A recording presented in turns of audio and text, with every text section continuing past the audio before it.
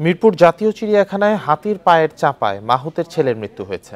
নিহত 17 বছরের ওই কিশোরের নাম মোহাম্মদ জাহিদ। তিনি মাস্টার রোলে কাজ করা মাহুত আজাদ আলীর ছেলে। কর্তৃপক্ষ একে বিচ্ছিন্ন ঘটনা বললেও চিড়িয়াখানায় শৃঙ্খলার ঘাটতি দেখছেন দর্শনার্থীরা। 1, 2, 3 ঢাকায় জমি জিতে নিন 100% ক্যাশব্যাক সহ 20 কোটি টাকার পুরস্কার। কুলাউড়া থেকে জাহিদ ঢাকায় এসেছিল বাবা মায়ের সাথে ঈদ কাটাতে।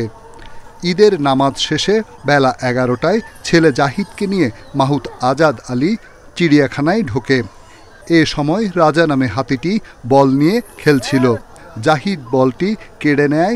রাজা রেগে গিয়ে তার পেটের ওপর চাপ দেয়। গুরুতর আহত অবস্থায় হাসপাতালে নেয়ার সময় মৃত্যু হয় জাহিদের। পরে হাসপাতালে না নিয়েই গ্রামের বাড়ি কুলাউড়ায় নিয়ে যাওয়া হয় জাহিদের মৃতদেহ। অনাকাঙ্ক্ষিত এই ঘটনায় হতভাগ সাধারণ দর্শনার্থীরাও।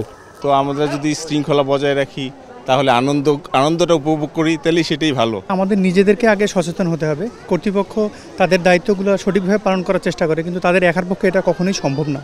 স্বল্প জনবল নিয়ে চিড়িয়াখানার বিশাল কর্মযজ্ঞে শৃঙ্খলা সবসময় বজায় রাখা যায় না বলে দাবি চিড়িয়াখানা কিউরেটরের। মাহুত পুত্র জাহিদের মৃত্যু একটি বিচ্ছিন্ন ঘটনা বলেও মনে করেন তিনি।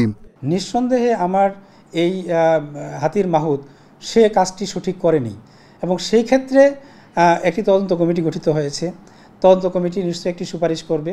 আমরা সেই সুপারিশ অনুযায়ী তার বিরুদ্ধে কী ব্যবস্থা নেওয়া যায় সেটা আমরা করব। ঈদের দিন সারা দেশ থেকে মিরপুর জাতীয় চিড়িয়াখানায় প্রায় 1 লক্ষ দর্শনার্থী এসেছিল বলে জানিয়েছেন কিউরেটর।